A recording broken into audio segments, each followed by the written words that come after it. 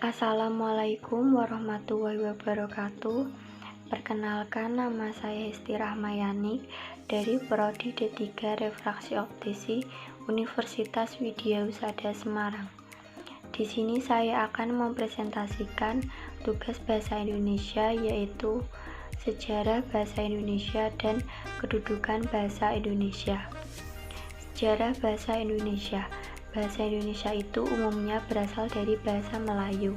Pada zaman sebelumnya, lebih tepatnya pada zaman Kerajaan Sriwijaya, bahasa Melayu itu banyak digunakan sebagai bahasa penghubung antar suku pada pelosok Nusantara. Perkembangan bahasa Indonesia sebelum merdeka. Perkembangan dan pertumbuhan bahasa Melayu tampak lebih jelas dari berbagai peninggalan-peninggalan, misalnya 1. Tulisan yang terdapat pada batu nisan di Ningetujuh, Aceh pada tahun 1380.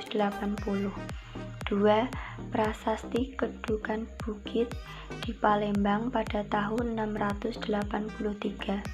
3. Prasasti Talang Tuwo di Palembang pada tahun 684. 4. Prasasti Kota Kapur di Bangka Barat pada tahun 686. 5. Prasasti Karangbrahi Bangko, Merangi, Jambi pada tahun 688. Dan pada saat itu bahasa Melayu telah berfungsi sebagai 1. Bahasa kebudayaan, yaitu bahasa buku-buku yang berisian aturan-aturan hidup dan sastra. 2. Bahasa perhubungan, lingua franca, antar suku di Indonesia. 3. Bahasa perdagangan, baik bagi suku yang ada di Indonesia maupun pedagang yang berasal dari luar Indonesia. Perkembangan bahasa Indonesia sesudah merdeka. Bahasa Indonesia lahir pada tanggal 28 Oktober 1928. Pada saat itu, para pemuda dari berbagai pelosok Nusantara berkumpul dalam rapat. Para pemuda berikrar, 1. Kami putra dan putri Indonesia mengaku bertumpah darah yang satu, tanah air Indonesia. 2. Kami putra dan putri Indonesia mengaku berbangsa yang satu, bangsa Indonesia. 3. Kami putra dan putri Indonesia mengaku menjunjung tinggi bahasa persatuan, bahasa Indonesia. Sumpah Pemuda. Ikrar para pemuda ini dikenal dengan nama Sumpah Pemuda. Unsur yang ketiga dari Sumpah Pemuda merupakan pernyataan tekad bahwa bahasa Indonesia merupakan bahasa pemersatu bangsa Indonesia. Pada tahun 1928, bahasa Indonesia dikokohkan kedudukannya sebagai bahasa nasional. Bahasa Indonesia dinyatakan kedudukannya sebagai bahasa negara pada tanggal 18 Agustus 1945, disahkan sebagai Undang-Undang Dasar Negara Republik Indonesia. Di dalam UUD 1945 disebutkan bahwa bahasa negara adalah bahasa Indonesia. Peresmian nama bahasa Indonesia. Bahasa Indonesia adalah bahasa resmi Republik Indonesia dan bahasa pemersatu bangsa Indonesia. Bahasa Indonesia diresmikan penggunaannya setelah proklamasi kemerdekaan Indonesia, tepatnya sehari sesudahnya, bersamaan dengan mulai berlakunya konstitusi di Timur Leste.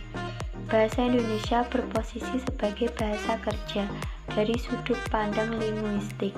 Bahasa Indonesia adalah salah satu dari banyak ragam bahasa Melayu.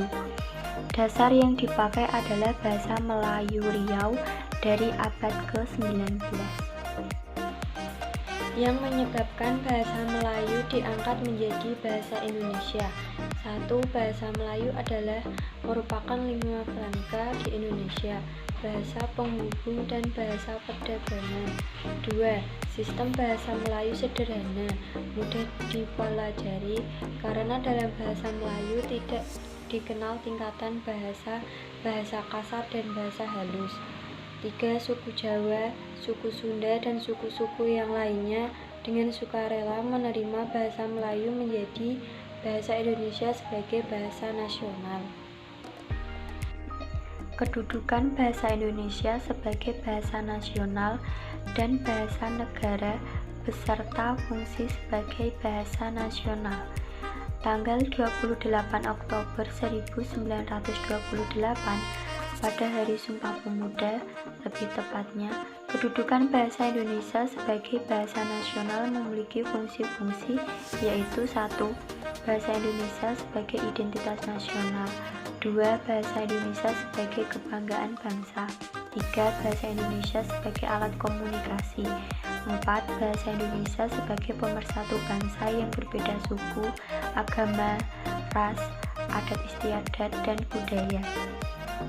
Hasil rumusan seminar politik bahasa nasional yang diselenggarakan di Jakarta. Bahasa Indonesia sebagai bahasa resmi kenegaraan. Bahasa Indonesia sebagai alat pengantar dalam dunia pendidikan. Bahasa Indonesia sebagai penghubung pada tingkat nasional untuk kepentingan perencanaan dan pelaksanaan pembangunan serta pemerintah. Bahasa Indonesia sebagai pengembang kebudayaan nasional, ilmu, dan teknologi. Indonesia merupakan satu hal yang mengembirakan yaitu 1. Dibandingkan dalam bahasa lain yaitu bahasa Jawa yang menjadi ibu bagi sekitar setengah penduduk Indonesia. Bahasa Melayu merupakan bahasa yang berarti. Di Indonesia, bahasa itu diperkirakan dipakai hanya oleh penduduk Kepulauan Riau, Linggau, dan penduduk di pantai-pantai di seberang Sumatera. Namun, justru karena pertimbangan itu juga pemilihan bahasa Jawa akan selalu dirasakan sebagai pengistimewaan yang berlebihan. Yang kedua, mengapa bahasa Melayu lebih diterima daripada bahasa Jawa?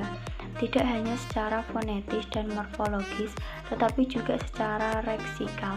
Seperti diketahui, bahasa Jawa mempunyai beribu-ibu morfem, leksikal, dan bahkan beberapa yang bersifat gramatikal. Faktor yang paling penting adalah juga kenyataan bahwa bahasa Melayu mempunyai sejarah yang panjang, lingua franca. Ikrar Sumpah Pemuda, bertumpah darah yang satu tanah Indonesia, berbangsa yang satu bangsa Indonesia, dan menjunjung bahasa persatuan bahasa Indonesia.